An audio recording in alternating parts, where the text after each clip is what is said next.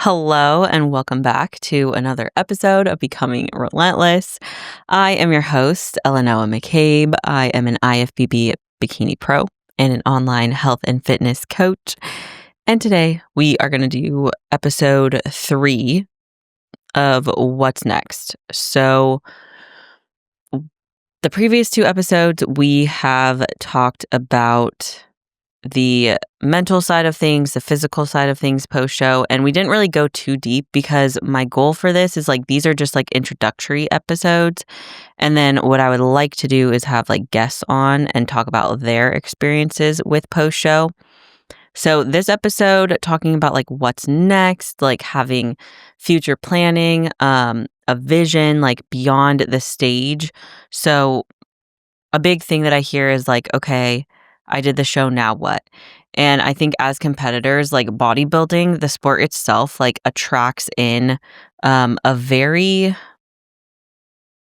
specific type of person, specific type of athlete. And we're all a little bit neurotic. We all kind of want to plan everything out and have structure and are a little bit more on the type A side of things. And so if you have competed and you've experienced this, just know you're not alone. I have too, but I have definitely gotten caught up in the what's next. And so this episode, I think, is about creating some direction for you after the stage and also knowing that it is totally okay to not have a plan post-show. So I think number 1 is going to be putting your performance over aesthetics, which we talked about in the last episode. And some of those metrics that you can look at are going to be your mood, your menstrual cycle, your heart rate variance, just tracking some of those metrics for your short term. And then also just reclaiming some of that physical and mental energy, because I know post-show, it's really easy to want to just keep going and do show after show after show. I've definitely been there. I've definitely done that. And it's hard to have a clear perspective right post-show. So my biggest piece of advice, honestly, is don't make a decision on show day, especially if you are working with a coach or even if you're coaching yourself and you're not sure what you want to do. As an athlete, we're always going to want to do better. We're always going to want to improve. So just know that after you step off stage, you're going to be oh, I can't wait to do this again. What's next? Just take a beat, take a moment, focus on improving other aspects of your life and health before you commit to doing something else. So what I would say, and I'll kind of get into my experience, I guess. So you guys know my story with bodybuilding.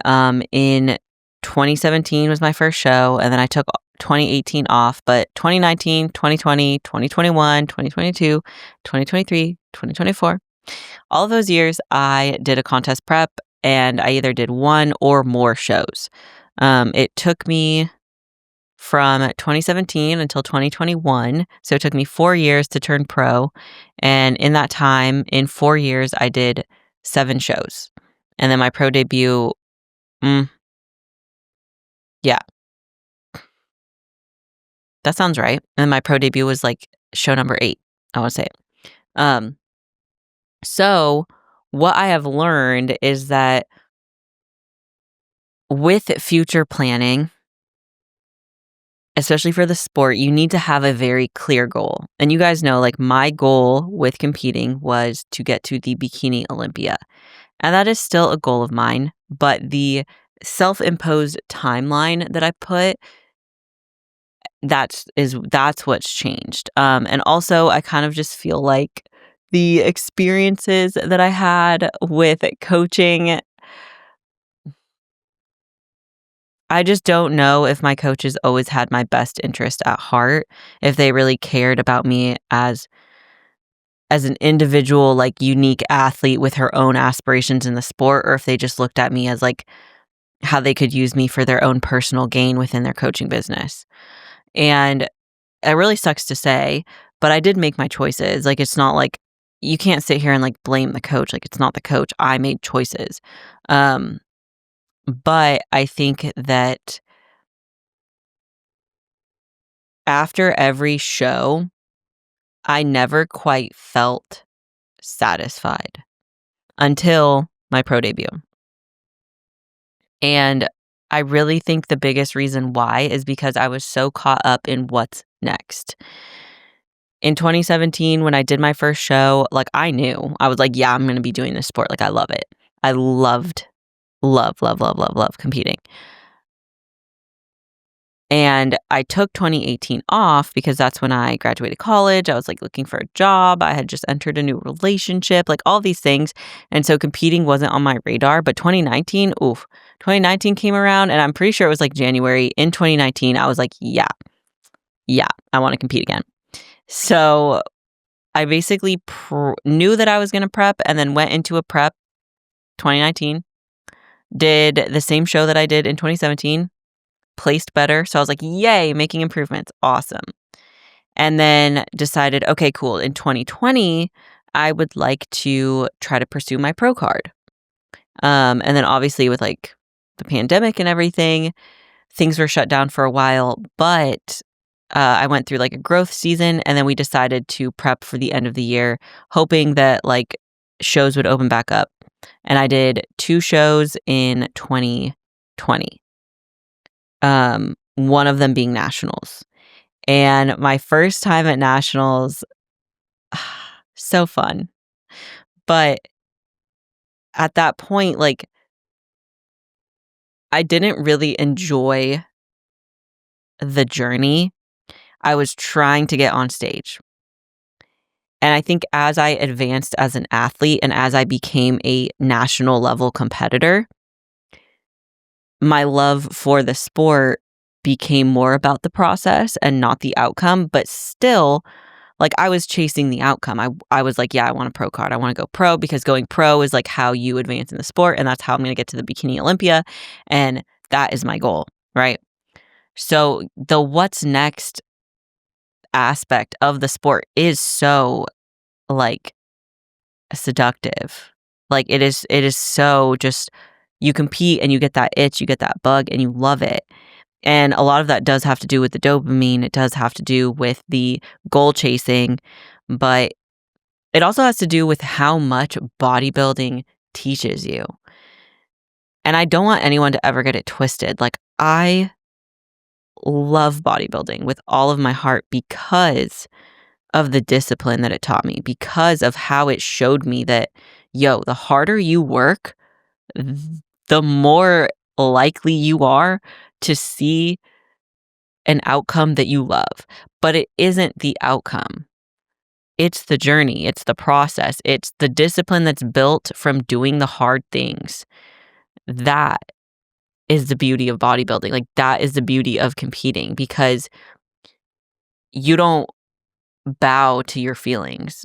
You don't live like a chaotic, unstructured life. Like, if you're a bodybuilder, if you're a competitor, or even if you just live the lifestyle of a bodybuilder, like, you know, your time, your energy, what you choose to spend those things on is important, and it matters, and it goes towards that outcome. So I think for me, like, chasing the pro card was very much like one long, big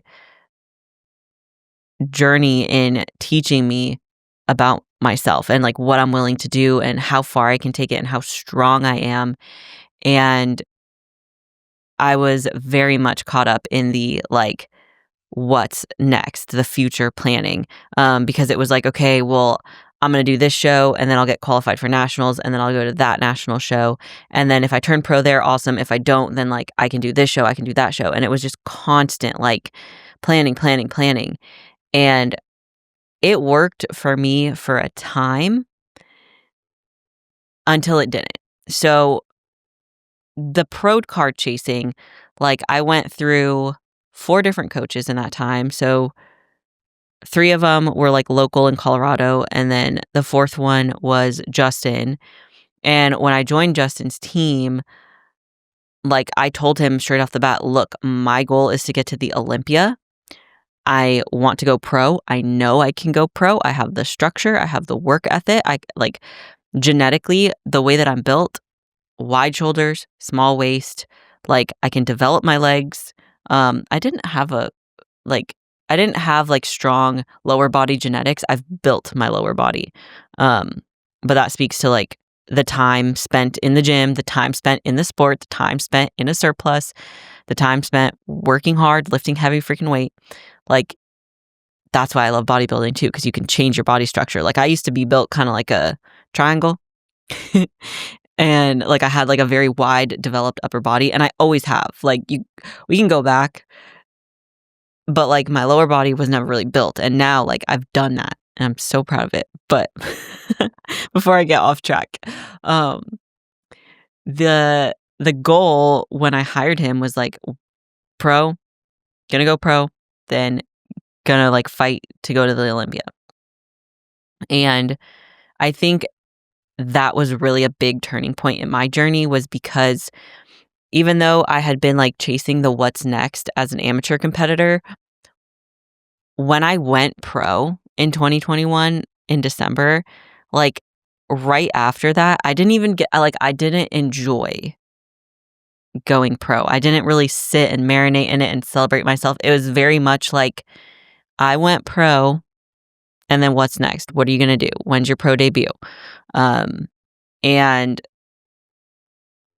I think that looking back, like I just wish that I would have enjoyed that time and celebrated that a little bit more with myself, because you only go pro once. Like that is such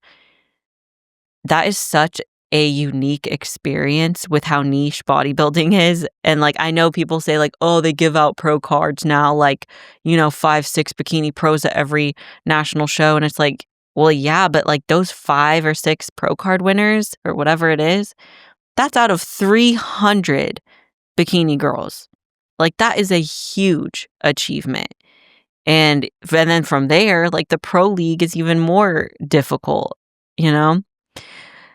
And I think because I was so caught up in the future planning and the what's next, I didn't really get to enjoy that win. Like I celebrated, we went to dinner, we went to Universal, because I went pro in Florida before they moved nationals to Dallas, which is just kind of funny. But it was like, okay, 2022, I started a prep for my pro debut, and then I never finished it because my body was like telling me that she was tired. And then going into 2023, started a prep again. And I will say, looking back through pictures, I wish that I wouldn't have been so focused on the what's next, because 2023, that's probably one of the best looks I've ever had. My body responded beautifully. Like that prep was so smooth. I actually got too lean too quick. We had to like pull back, and then my show just kept getting pushed back and back and back. I think I've talked about this extensively, but it was like I was supposed to do a pro debut June 2023 at the Dallas Pro, and I opted to skip my sister's high school graduation. Because I thought that I was going to be competing. And then Justin said that I wasn't good enough to compete. That's another thing. So then we were like, oh, maybe we'll do it in July, or maybe we'll do it in August. Maybe. And then it got pushed back until he was just like, yeah, I just don't think you have enough muscle. Like you're not going to get in first call outs. You're not going to get top 10. So like, it's not even worth putting you on stage. And looking back, like I really wish that I would have just done that Dallas Pro in 2023, because I think it would have shown me like the level of competition at the pro level, and it also would have given me that opportunity to then step back. But because I've continued to have this like chip on my shoulder and like always trying to be like, okay, well, like what is next for me? I ended up doing a pro debut 2024. With a different coach. And then I went into my peak week, like coaching myself. And that's all. I can't believe all that happened, to be honest, now that I'm thinking about it. But it was like one of those things where it's just like, I just want to do the damn thing. And I don't want anyone else to get to that point. Like whether it's your first show or your 10th show, like going into a show feeling like I just want to get it over with. I just want to get it done because you've been chasing this like what's next, what's next, what's next for years that you like can't even see clearly to realize that like, hey, maybe it is okay if I don't know what's next. Like maybe it is okay if I have different goals and my vision and my goals evolve. Like, anyways, pro debut, I had so much fun. I also realized how severely undermuscled I am for the pro leagues, but it's like, I wish I would have realized that 2 years ago when I should have pro debuted. But anyways, I think what I notice like with myself and with my athletes that I have put on stage is that they'll go on stage and if it's not a certain outcome that they were expecting, like maybe we didn't have proper expectations in place and they're disappointed or they're confused or they don't know why they placed why they did, their knee-jerk reaction is, well, let's do this again. Like, let's do another show. Let's improve and be different in X, Y, and Z. And I think that's the trap that we all fall into, myself included, that it's like, if I don't do well at a certain show, well, I'll just do the next one. Well, I'll just do the next one. I'll make improvements. I'll keep going. I'll keep going. I'll keep going. And it's like, it's okay to have your goals evolve just like your body is, right? Like you have to give your body and your physique time. Like you got to let it cook. And you need to I don't know why I said it like that.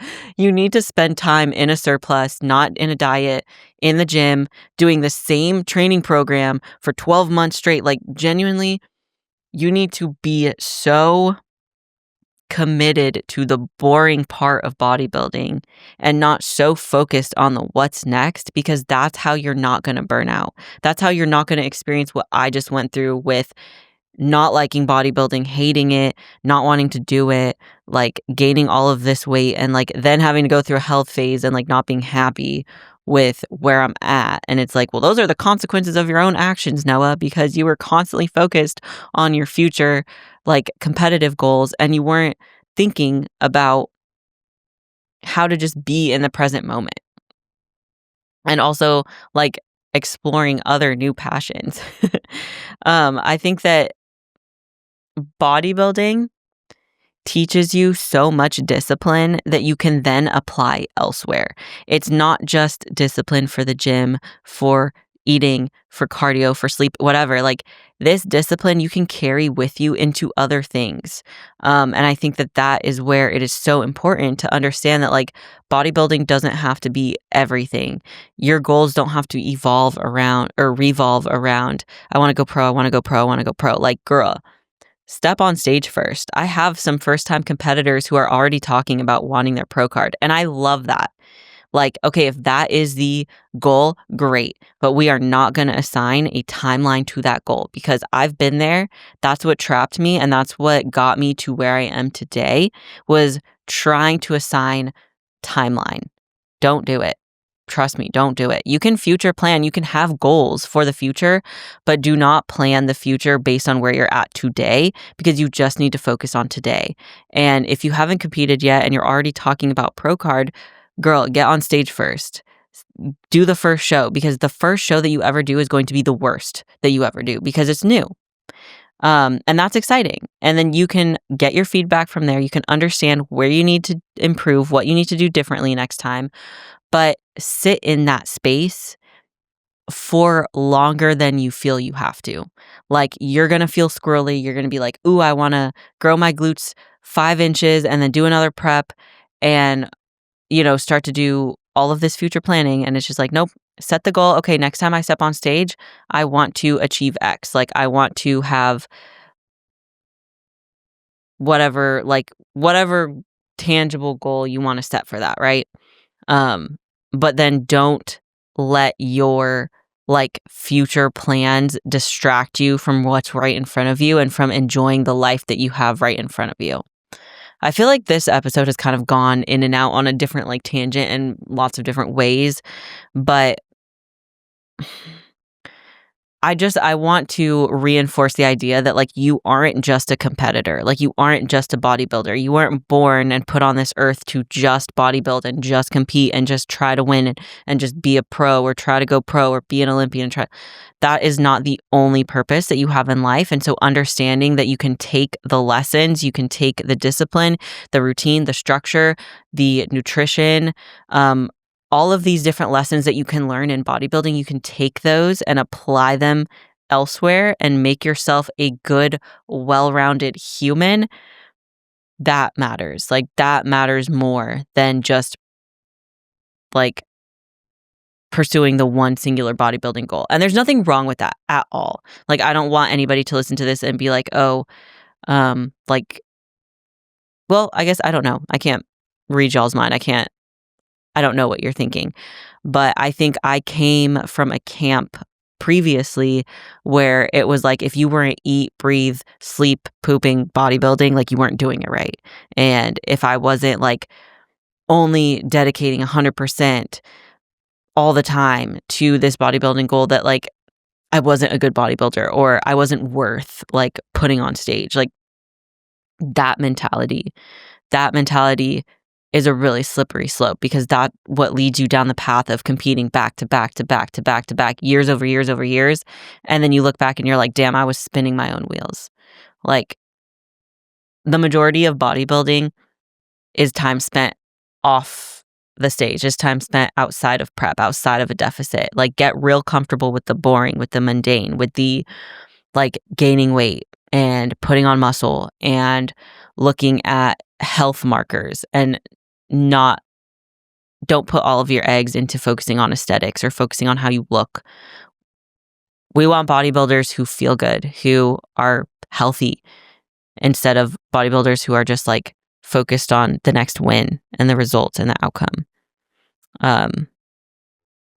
So I think that this is going to wrap up the third episode in this series of future planning, what's next. Like, I think the key takeaway really here is like, you don't always have to be focused on what's next with that one specific goal. Like if your goal is so I'll just use myself for example. My goal is to get to the Bikini Olympia. I will step on the Bikini Olympia stage someday. I'm no longer giving myself a time limit. I'm not saying it's going to be within 5 years, 7 years, 10 years, or even a show limit. Because I used to think like, oh, how cool would it be to say like, I got to the Olympia in like 10 shows. Like, yeah, it'd be cool to say that, but like to who? For what? You know? So I think I just like to put pressure on myself for no reason. But understanding that like I don't have to always be chasing what's next. I can just be here with my 2 feet on the ground and know that the choices I'm making today are getting me closer to that overarching goal, but it's not the singular focus in my life. And there's a time and a place, of course, you know, when you're in prep, like, yeah, that is your goal. That is your focus. I'm not in prep. I'm in a health phase, and then I'm going to be in a maintenance phase, and then I'm going to be in a growth phase. And then maybe in some undetermined amount of time, I'll want to step on stage again. But it's like, I don't need to be so focused on that. And also, this is going to sound harsh, but nobody cares. Nobody cares about your timeline. You're the only person. So if you're putting pressure on yourself to compete within a certain time frame, and it's for any reason other than like your own personal reasons, like your own why, if it's for external, if it's for other people, if it's for some external like pressure from a partner, a coach, a friend, internet people, like fuck them. They don't care. They genuinely don't care. They might say that they do, but like at the end of the day, it's your life, it's your choice, and you don't want to spend your life chasing after what's next for other people. So hopefully you guys have enjoyed this episode. I'm going to wrap it up here.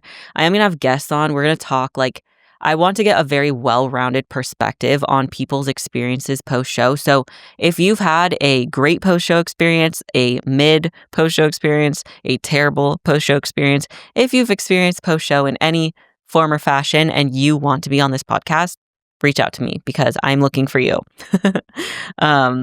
But if you did like this, please like, share, subscribe, send it to a friend, send it to somebody who would be interested in being on the podcast. And I appreciate y'all. Thank you for being here.